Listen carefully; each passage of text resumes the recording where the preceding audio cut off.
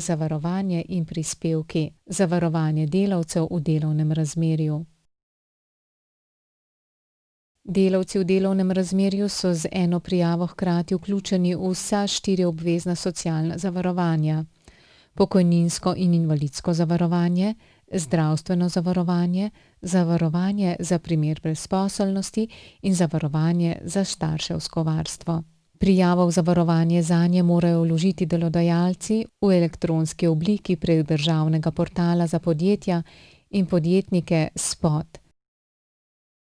Delodajalec mora prijavo vložiti z dnem nastopa dela, ki je določen v pogodbi o zaposlitvi, in sicer pred začetkom opravljanja dela. Odjavo iz zavarovanja mora delodajalec vložiti v roku 8 dni od dneva prenehanja delovnega razmerja. Če delovno razmerje preneha zaradi upokojitve delavca, lahko delodajalec vloži odjavo iz zavarovanja največ 30 dni pred prenehanjem delovnega razmerja.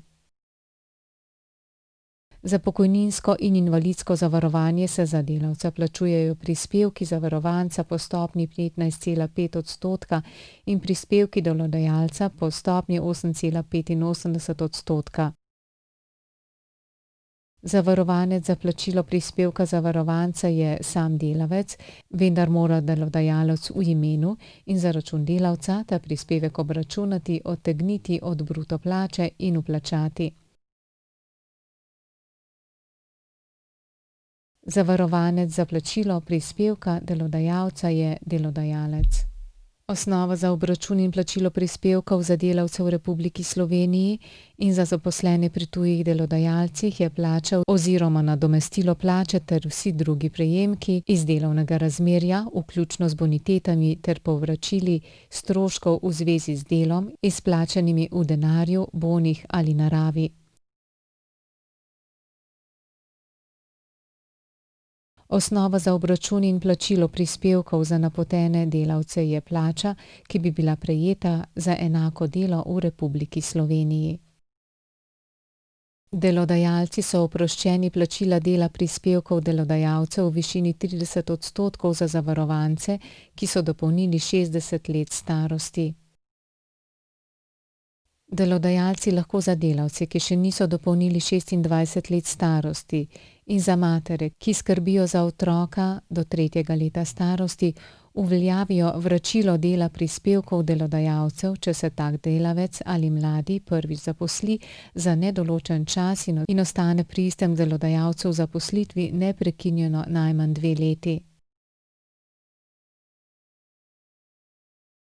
Prispevke mora delodajalec obračunati na obrazcu REK-1 za obračun davčnih odtegljajev, ki ga mora predložiti finančni upravi najkasneje na dan izplačila plače, obračunane prispevke in davke pa mora plačati v roku 5 dni od dneva izplačila plače. Če prispevki niso plačani, finančna uprava izvede izterjavo prispevkov. Kadar prispevki niso bili obračunani, zavod po prejemu podatkov od finančne uprave delodajalcu posreduje obvestilo, ki vsebuje poziv, da mora izplačati plačo, če je še ni, in predložiti obračun davčnega odtegljaja. Hkrati zavarovanec prejme obvestilo o obdobju, za katero njegov delodajalec ni obračunal prispevkov za pokojninsko in invalidsko zavarovanje. Finančna uprava je pristojna, da opravi davčni nadzor in uvede postopek o prekršku zoper tiste delodajalce, ki niso izplačali plače niti predložili obračuna davčnega odtegljaja. Če ugotovi, da delodajalec ni predložil obračuna davčnega odtegljaja, ker ni izplačal plače, delodajalcu izreče globo. Delodajalci so dolžni za delavce v delovnem razmerju v obračunu davčnega odtegljaja sporočiti tudi podatke o plačah in nadomestilih plače, o zavarovalnih osnovah ter o vplačanih prispevkih in obdobju zavarovanja, ki so potrebni za izračun pokojninske osnove.